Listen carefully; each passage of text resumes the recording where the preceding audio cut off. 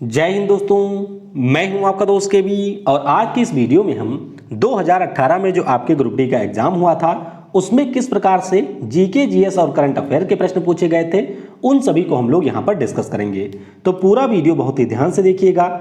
इस वीडियो की जो पीडीएफ फाइल है वह आपको टेलीग्राम चैनल केवी गुरुजी या फिर kbguruji.in के ऊपर मिल जाएगी। तो वहां से आप इसके पीडीएफ को भी डाउनलोड कर सकते हैं। इसके अलावा मैं आपको बता दूं कि बहुत सारे लोग ऐसे होते हैं जो कि वीडियो को सिर्फ 2 से 3 मिनट ही देखते हैं। तो मैं आपको कहता हूं कि आप यहां पर डेली 20 से 25 मिनट का वीडियो देखा करिए और आप देखेंगे कि जब तक आपके ग्रुप डी का एग्जाम होगा तब तक आपके पास में बहुत ही अच्छा कंटेंट हो जाएगा और आसानी के साथ में वहां पर आप जीके, जीएस और जो आपके करंट अफेयर का पोर्शन होगा उसको बहुत ही आसानी के साथ में कर सकते हैं। अगर आप इन सभी क्लासेस को डिटेल में पढ़ना चाहते हैं मेरे साथ में, तो नीचे आपको मेरी प्रोफाइल की लिंक मिल जाएगी। उस लिंक के ऊपर क्लिक करके आप मुझे अनअकैडमी प्लेटफॉर्म के ऊपर भी फॉलो कर सकते हैं।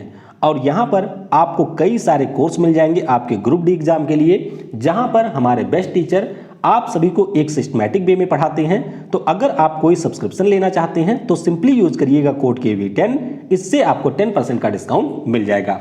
बाकी अगर हम लोग आज की क्लास की बात करें तो आज भी आपको अनअकैडमी प्लेटफॉर्म के ऊपर मेरी 3 क्लासेस मिलेंगी।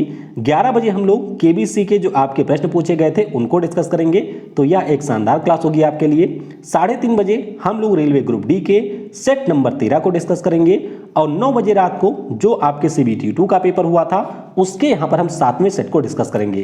तो इन सभी क्लासेस की लिंक भी आपको नीचे मिल जाएगी। अगर आप लोग चाहें तो अनअकैडमी के ऊपर भी आ सकते हैं, वहां पर हम लोग लाइव इन सभी क्लासेस को पढ़ते हैं। तो चलिए पहले प्रश्न के साथ में वीडियो की शुरुआत करते हैं। पहला प्रश्न पूछा गया कि किसी वस्तु का चंद्रमा पर भार क्या होता है। तो आसान सा प्रश्न है, आप सभी को पता होगा कि अगर हम लोग चंद्रमा पर जाते हैं तो वहां पर जो आपके जी की वैल्यू होती है वह 1/6 हो जाती है। तो इसीलिए अगर हम किसी भी वस्तु के वेट की बात करते हैं तो वह भी चंद्रमा पर हो जाएगा 1/6, यानी कि ऑप्शन नंबर आपका बी हो जाएगा करेक्ट। अच्छा, वेट बराबर होता क्या है, तो ये आपका mg होता है। तो इसीलिए g की वैल्यू के ऊपर आपका वेट डिपेंड करता है। तो ऑप्शन सी यहां पर होगा, ऑप्शन 1/6 यहां पर हो जाएगा करेक्ट। अगला प्रश्न है कि निम्नलिखित में से कौन सा पुरस्कार द इंग्लिश पेशेंट ने जीता है। तो ये आपके करंट अफेयर का प्रश्न है। तो बस इस प्रकार के करंट अफेयर आपको ध्यान रखने हैं। और मैंने आपको बता रखा है पहले से ही कि जो आपके ग्रुप डी का एग्जाम होता है उसके लिए आपके जो भी खेल करंट अफेयर होंगे पिछले 2 सालों के, इसके अलावा जितने भी पुरस्कार दिए गए होंगे पिछले 2 सालों में, उन सभी के बारे में बहुत ही अच्छे से पढ़ के जाना है। फिर एक प्रश्न पूछा गया कि भारतीय क्रिकेट के इतिहास में एक T20 मैच में 5 विकेट लेने वाले पहले गेंदबाज कौन बने। तो इनका नाम है यजुवेंद्र चहल। क्या नाम है? यजुवेंद्र चहल। इस समय ये रॉयल चैलेंजर्स बेंगलुरु के लिए खेल रहे हैं, एक स्पिन गेंदबाज हैं। तो ये T20 मैच में 5 विकेट लेने वाले पहले भारतीय गेंदबाज हैं। ऑप्शन डी होगा करेक्ट। अगला प्रश्न है कि अधिक अंतर कोशिकीय प्रसार के लिए डैश डैश कोशिकाएं विरल रूप में संरचित होती हैं। तो यहां पर आपको बताना है किसके कारण ये होती हैं। तो यहां पर ऑप्शन होगा आपका डी, जो हमारा पैरेन्काइमा टिश्यू होता है आपके प्लांट में, उसी के कारण जो हमारे अधिक अंतरकोशीय प्रसार होते हैं उसके कारण जो भी कोशिकाएं होती हैं वो विरल रूप में संरचित होती हैं। और ये मैं आपको पहले भी कई बार बता चुका हूं प्लांट टिश्यू के बारे में, तो इसको आप लोग बहुत ही अच्छे से पढ़ लेंगे। अभी तक जिन 12 सेट को हमने डिस्कस किया है हर सेट में आपके प्लांट टिश्यू से कम एक प्रश्न पूछा गया है। तो वैसे मैं भी आपको इस टॉपिक को करा दूंगा, लेकिन अगर आप लोग चाहें तो कहीं और से भी इसको पढ़ सकते हैं।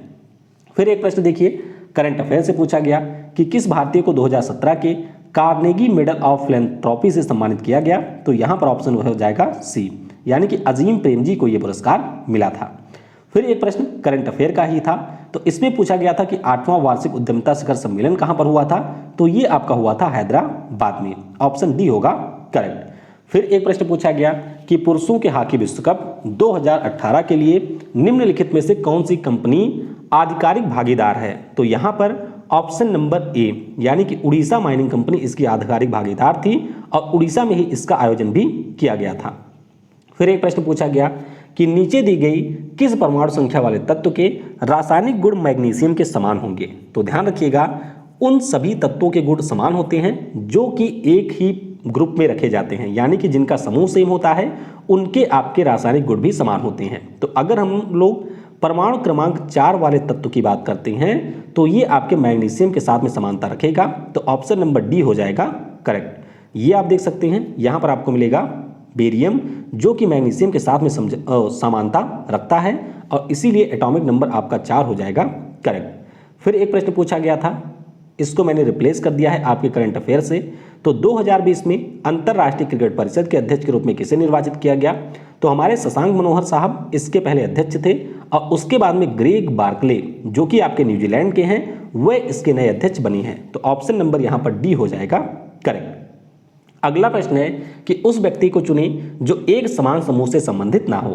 तो अगर आप लोग इसको देखेंगे तो इंदिरा गांधी एक politician, Arvind Kejriwal politician, Lalu Yadav politician, लेकिन अगर हम लोग विक्रम साराभाई जी की बात करते हैं तो भारतीय जो स्पेस प्रोग्राम था उसके जनक हैं विक्रम साराभाई, और जो हमारे यहाँ पर इसरो है उसके पहले अध्यक्ष भी थे विक्रम साराभाई। तो ये पॉइंट आपको याद रखना है, ऑप्शन नंबर ए हो जाएगा करेक्ट। फिर एक प्रश्न पूछा गया स्टैटिक जीके से कि निम्नलिखित में से किस राजा ने कोणार्क के सूर्य मंदिर का निर्माण करवाया था? तो ये आपके ईस्ट गंगा डायनेस्टी के राजा थे, नाम इनका है नरसिम्हदेव प्रथम। तो ऑप्शन नंबर ए होगा करेक्ट। कहां पर है ये मंदिर? तो ये आपको मिल जाएगा उड़ीसा राज्य में। एक प्रश्न और पूछा गया कि 25 ग्राम में सल्फ्यूरिक अम्ल के कितने मोल होते हैं? तो ये आपका एक न्यूमेरिकल है, न्यूमेरिकल हम लोग अलग से करेंगे, तो बस आप ध्यान रखिएगा, ऑप्शन नंबर डी हो जाएगा करेक्ट। अगला प्रश्न पूछा गया कि परमाणु के भीतर न्यूट्रॉन के द्वारा प्रोटॉन के ऊपर जो बल लगाया जाता है वह क्या कहलाता है? तो आप सभी ने पढ़ा होगा कि जो हमारा परमाणु होता है उसके भीतर आपको मिलेगा नाभिक, और नाभिक में आपके होते हैं प्रोटॉन और न्यूट्रॉन। तो यहाँ पर न्यूट्रॉन के द्वारा जो प्रोटॉन के ऊपर बल लगाया जाता है इसे हम लोग कहते हैं न्यूक्लियर फोर्स। क्या होगा? न्यूक्लियर फोर्स, यानी कि ऑप्शन नंबर बी होगा करेक्ट। फिर एक प्रश्न पूछा गया कि ऑक्सीजन के सापेक्ष क्लोरीन की संयोजकता कितनी होगी? संयोजकता क्या होता है? तो जो हमारे एटम होते हैं जब हम लोग उनका इलेक्ट्रॉनिक कॉन्फ़िगरेशन करते हैं तो आखिरी कोष में जितने भी हमारे इलेक्ट्रॉन होते हैं वही उस पार्टिकुलर एटम की होती है वैलेंसी। तो अगर हम लोग ऑक्सीजन की बात करते हैं तो उसके कंपैरिजन में अगर आप यहाँ पर क्लोरीन की बात करेंगे तो आखिरी सेल में आपको मिलेंगे 7 इलेक्ट्रॉन। कितने मिलेंगे? 7 इलेक्ट्रॉन। 2,8,7 ये इसका होता है एटॉमिक स्ट्रक्चर या फिर परमाणु विन्यास। तो ऑप्शन नंबर डी हो जाएगा करेक्ट। अगला प्रश्न है कि कीटोन के साथ समाप्त होने वाली हाइड्रोजन श्रृंखला के अंत में लगाया जाने वाला प्रत्यय कौन सा है? तो ये आपका हो जाता है यहाँ पर ओइक। कौन सा? ओन हो जाएगा यहाँ पर करेक्ट, सॉरी ओन होगा। तो कीटोन जैसे ओन आप देख रहे होंगे तो ये आपके सफिक्स होते हैं जो कि आपके कार्बनिक यौगिकों में जोड़े जाते हैं। तो इसको भी हम लोग डिटेल में पढ़ेंगे जब हम लोग केमिस्ट्री की शुरुआत करेंगे। फिर एक प्रश्न पूछा गया कि नर जनन कोशिकाओं का उत्पादन कहाँ पर होता है? तो नर जनन कोशिकाओं की बात करते हैं, यानी कि जो आपके शुक्राणु होते हैं ये आपके बनते हैं वृषण में। किसमें? वृषण में इसका निर्माण होता है। तो ऑप्शन नंबर ए हो जाएगा करेक्ट। किस भारतीय को पहली बार मिस ट्रांस क्वीन इंडिया 2017 का ताज पहनाया गया? तो ये पहनाया गया था आपकी किसको? डी, नताशा विश्वास को। किसे? नताशा विश्वास को ये पहनाया गया था। फिर एक प्रश्न पूछा गया कि रुपया 2000 के भारतीय बैंक नोट पर छपा मंगलयान क्या दर्शाता है? तो ध्यान रखिएगा, हमारे अंतरिक्ष में यह पहला वेंचर था। क्या था? हमारे अंतरिक्ष में यह पहला वेंचर था। तो ऑप्शन नंबर ए हो जाएगा करेक्ट। चलिए कमेंट में आप जरा बताइएगा कि इसको किस वर्ष लॉन्च किया गया था, मंगलयान को किस वर्ष और किस यान के द्वारा इसको लॉन्च किया गया था, यानी कि रॉकेट इसमें कौन सा यूज हुआ था। फिर एक प्रश्न पूछा गया करंट अफेयर से कि 2018 में दृष्टिबाधितों के लिए आयोजित नेशनल चेस चैंपियनशिप का 13वां संस्करण किसने जीता? तो ये जीता था किसने? किशन गांगुली ने। तो बस एक बार देख लीजिए कि स्पोर्ट्स से ये आपका करंट अफेयर पूछा गया है।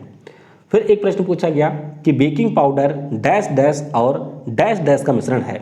तो ये आपके सोडियम हाइड्रोजन कार्बोनेट और टार्टरिक अम्ल का मिश्रण होता है। तो ऑप्शन नंबर यहाँ पर सी हो जाएगा करेक्ट। क्या होगा? ऑप्शन नंबर सी हो जाएगा आपका करेक्ट। फिर एक प्रश्न पूछा गया कि विंध्या शक्ति डैश डैश वंश के संस्थापक थे। तो विंध्या शक्ति की बात करते हैं तो ये आपके वाकाटक वंश के संस्थापक थे। किसके? वाकाटक वंश के ये संस्थापक थे। मालवा और गुजरात के क्षेत्र में 3वीं शताब्दी में इसका प्रसार हुआ था और ये भी आपका CHSL एग्जाम में भी पूछा गया था। राजधानी की बात करते हैं तो महाराष्ट्र में एक स्थान है जिसका नाम वत्सगुल्मा, यहाँ पर इसकी राजधानी रही थी। फिर एक प्रश्न पूछा गया था जिसको मैंने रिप्लेस कर दिया है करंट के साथ में कि अगस्त 2020 के अनुसार भारत के रक्षा मंत्री कौन है? तो इस समय हमारे रक्षा मंत्री हैं निर्मला सीतारमन नहीं है।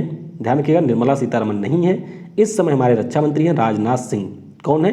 राजनाथ सिंह इस समय रक्षा मंत्री हैं, लखनऊ से ये सांसद हैं, तो ऑप्शन नंबर डी हो जाएगा करेक्ट।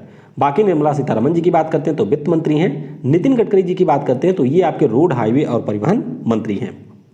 फिर एक प्रश्न पूछा गया कि 2023 का जो 15वां हॉकी विश्व कप होगा ये कहाँ पर आयोजित होगा, तो याद रखिएगा ये आपके उड़ीसा के भुवनेश्वर और राउरकेला में आयोजित किया जाएगा, तो ऑप्शन नंबर यहाँ पर सी हो जाएगा करेक्ट। फिर एक प्रश्न पूछा गया था करंट अफेयर से कि किस शहर में आरोग्य 2017 की मेजबानी की थी, तो आरोग्य 2017 की बात करते हैं तो इसकी मेजबानी की थी नई दिल्ली से, और ये हमारे समिट टॉपिक से रिलेटेड चैप्टर है। तो जो भी टॉपिक वाइज करंट अफेयर होंगे ग्रुप डी के लिए, बिल्कुल आप लोग उसके लिए परेशान मत होइए, मैं आपको इसके लिए पूरे करंट अफेयर करवा दूंगा। फिर एक प्रश्न पूछा गया कि डैश डैश कार्क सेल में मौजूद एक रसायन है जो उनमें गैसों के पानी के प्रवेश को रोकता है, तो इसका नाम है सुबेरिन। क्या नाम है? सुबेरिन इसका नाम है, जो कि कार्क सेल में एक रसायन के रूप में मौजूद होता है, और अगर हमारे कार्क में पानी घुसना चाहता है या फिर गैस प्रवेश करना चाहती है तो उसके प्रवेश को ये रोक देता है। अगला प्रश्न पूछा गया कि कोनराड संगमा जो कि मेघालय के 12वें मुख्यमंत्री के रूप में शपथ लिए थे, तो उनके विधानसभा का निर्वाचन क्षेत्र कौन सा है, तो ये आपके तुरा से हैं विधायक। कहां से? तुरा कॉन्स्टिट्यूएंसी से ये विधायक हैं, तो ऑप्शन नंबर डी हो जाएगा करेक्ट। फिर एक प्रश्न पूछा गया कि पौधों में स्रावित होने वाला वह हार्मोन जिसके कारण उसका तना सूरज की रोशनी की ओर झुकता है, ये आपका क्या कहलाता है, तो ये आपका कहलाता है यहाँ पर ऑक्सिन। क्या कहलाता है? ऑक्सिन इसे हम लोग कहते हैं, तो ऑप्शन नंबर डी हो जाएगा करेक्ट। फिर एक प्रश्न पूछा गया कि साधारण नमक के विलयन के निर्माण के लिए सोडियम हाइड्रोक्साइड डैश डैश के साथ अभिक्रिया करता है, तो किसके साथ करता है? ये आपके यहाँ पर NaOH, किसके साथ में? NaOH HCl के साथ में अभिक्रिया करता है, जिससे आपका बनता है NaCl और फिर आपका बनता है H2O। फिर एक प्रश्न पूछा गया कि किसी विस्फोट के कारण समुद्र के तल पर बनने वाली लहरें डैश डैश होती हैं, तो ये जो हमारी लहरें होती हैं ये आपकी होती हैं अनुदैर्घ्य। क्या होती हैं? लॉन्गिट्यूडनल वेव होती हैं, तो ऑप्शन नंबर बी यहाँ पर हो जाएगा करेक्ट। देखिए अगर हम लोग बात करते हैं लॉन्गिट्यूडनल वेव की, तो ये हमारे ऐसी वेव होती हैं जहाँ पर जो इसका मीडियम होता है वह इसके पैरेलल ही मूव करता है, लेकिन वहीं पर अगर हम लोग दूसरी तरफ बात करते हैं ट्रांसवर्स वेव की, तो इसकी खास बात क्या होती है कि इसमें जो हमारा मीडियम होता है वह आपके परपेंडिकुलर डायरेक्शन में मूव करता है। फिर एक प्रश्न पूछा गया रीजनिंग का है कि ताले दरवाजे से उसी प्रकार संबंधित हैं जैसे पासवर्ड डैश डैश, तो जैसे हमारा पासवर्ड कंप्यूटर से संबंधित होता है उसी प्रकार से ताले भी आपके दरवाजे से संबंधित होते हैं। दोनों का यूज आपके दरवाजे और कंप्यूटर को खोलने में किया जाता है। फिर एक प्रश्न पूछा गया कि एक हमारा एलिमेंट है जिसका नाम है, जिसका परमाणु क्रमांक है 57। क्या है? 57 है, तो ये आपको किस ब्लॉक में देखने को मिलेगा, तो ये हमारे डी ब्लॉक में होगा। किस में होगा? डी ब्लॉक में होगा, तो ऑप्शन नंबर बी क्या होगा? ऑप्शन नंबर यहाँ पर बी हो जाएगा करेक्ट। तो ये आप देख सकते हैं पीरियोडिक टेबल हमारा है 57 वाला जो है वो आपको डी में देखने को मिलेगा। एक प्रश्न और पूछा गया, ये भी आपके करंट अफेयर का था, तो करंट अफेयर के प्रश्न आपको बस देखते हुए चलने हैं, और ये एक प्रकार के आपके MOU से था। किससे था? MOU से ये आपका एक प्रश्न पूछा गया था। अगला प्रश्न पूछा गया कि कार्य करने की दर क्या कहलाती है, तो आसान सा प्रश्न है। कार्य करने की जो दर होती है इसे हम लोग कहते हैं शक्ति। क्या कहते हैं? इसे हम लोग कहते हैं पावर। एक प्रश्न और पूछा गया कि एक सेल में अगर विस्फोट होता है और यह जो विस्फोट है उसके कारण सेल अलग अलग दिशाओं में उड़ जाती है, तो इस स्थिति में क्या संरक्षित रहता है, तो जो यहाँ पर बॉडी का मोमेंटम होता है यानी कि जो इसका MB होता है वह यहाँ पर कंजर्व रहता है, तो ऑप्शन नंबर डी हो जाएगा करेक्ट। फिर एक प्रश्न पूछा गया कि समूह में निष्क्रिय गैस होती हैं, यानी कि जो आपकी इनर्ट गैसेज होती हैं वह आपको किस ग्रुप में पीरियोडिक टेबल में देखने को मिलेंगी, तो जो हमारा 18वां समूह है जिसे हम लोग जीरो ग्रुप के नाम से भी जानते हैं, इसमें आपको सारी इनर्ट गैसेज देखने को मिलेंगी, चाहे वह आपका हीलियम हो, आर्गन हो, नियान हो, जेनान हो, रेडान हो, ये सारे आपको देखने को मिलेंगे 18वें समूह में। तो ये देख सकते हैं ये सारे हमारे अक्रिय गैस हैं जो कि 18वें समूह में आपको देखने को मिलते हैं। फिर एक प्रश्न पूछा गया कि पहाड़ से गिरे किसी पिंड में किस प्रकार की ऊर्जा होती है, तो अगर हम लोग पहाड़ से गिरने वाले किसी पिंड की बात करते हैं तो जाहिर सी बात है ये कुछ ऊंचाई से गिरेगा, तो ऊंचाई होने के कारण इसमें तो एक आपकी स्थितिज ऊर्जा होगी, और जब ये गिर रहा होगा तो इसमें आपकी ग्रेविटी के कारण गतिज ऊर्जा भी होगी, तो ऑप्शन नंबर यहाँ पर ए हो जाएगा करेक्ट। एक प्रश्न और आपके करंट अफेयर से पूछा गया था और ए भी MOU से है। किससे है? MOU के ऊपर आधारित ये प्रश्न है। फिर एक प्रश्न पूछा गया कि निम्नलिखित में से कौन सी नदी तिब्बत होकर बहती है और वहां यारलांग सांगपो नदी के रूप में जानी जाती है? तो कौन सी नदी है? ये हमारी ब्रह्मपुत्र, जो कि आपके कैलाश मानसरोवर के पास में चेमएंगडुंग नाम के ग्लेशियर से निकलती है। सांगपो इसे कहा जाता है कहाँ पर? तिब्बत में। जब ये आपके अरुणाचल में आती है तो इसका नाम हो जाता है दिहांग या सिहांग। असम में आती है तो ब्रह्मपुत्र इसका नाम होता है। और जब ये आपके प्रवेश करती है कहाँ पर? बांग्लादेश में, तब इसका नाम हो जाता है जमुना। तो सारे नाम आपको याद रखने हैं। फिर एक प्रश्न आपका न्यूमेरिकल था, तो देख लीजिए प्रश्न क्या पूछा गया है। लगभग 3 से 4 आपके न्यूमेरिकल हर शिफ्ट में पूछे गए हैं, तो न्यूमेरिकल भी आपको करने होंगे। मैं आपको इसको अलग से भी करवा दूंगा। तो ऑप्शन यहाँ पर ए हो जाएगा करेक्ट। फिर एक प्रश्न पूछा गया था, इसको मैंने करंट के साथ में रिप्लेस कर दिया है कि वर्तमान में भारत के संस्कृति मंत्री कौन है? तो टूरिज्म और कल्चरल मिनिस्टर की बात करते हैं तो ये हमारे हैं यहाँ पर प्रहलाद सिंह पटेल। ऑप्शन नंबर आपका बी हो जाएगा करेक्ट। तो ये हमारे पर्यटन मंत्री भी हैं और ये हमारे संस्कृति मंत्री भी हैं। चलिए इनकी कॉन्स्टिट्यूएंसी क्या है बताइएगा, यानी कि कहाँ से ये सांसद हैं, ये आपको नीचे कमेंट में बताना है। फिर एक प्रश्न पूछा गया कि कार्य शून्य होने की स्थिति में विस्थापन व लगाए जाने वाले बल के बीच में कोण कितना होता है? तो यहाँ पर अगर कोण हो जाएगा 90 डिग्री तो फिर आपका जो कार्य होगा वह आपका हो जाएगा शून्य। कैसे होता है? तो देख लीजिए, बल बराबर होता है F.S.cos Q, यानी कि cos थीटा। अगर यहाँ पर एंगल आपका हो जाता है 90 डिग्री तो cos 90 का मतलब होता है 0, तो इसीलिए हमारा ये हो जाएगा 0। तो ऑप्शन नंबर सी होगा करेक्ट।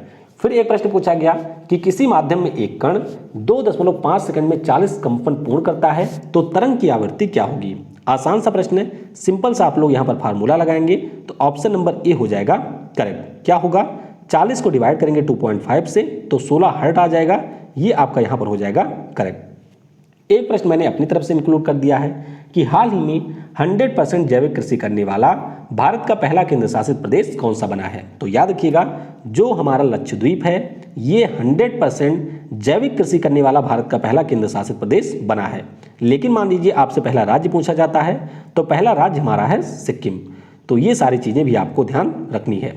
तो इस वीडियो में फिलहाल के लिए इतना ही। उम्मीद करते हैं कि वीडियो आपको पसंद आया होगा।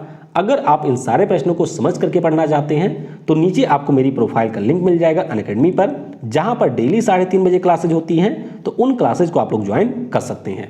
तो मिलते हैं कल इसके 5वें सेट में। वीडियो को समय देने के लिए आप सभी को बहुत बहुत धन्यवाद। जय हिंद, जय भारत, और सबसे जरूरी, पढ़ेगा भारत तो बढ़ेगा भारत। और जिन्होंने यहाँ तक देखा है वह नीचे टाइप करेंगे yes, I can do it.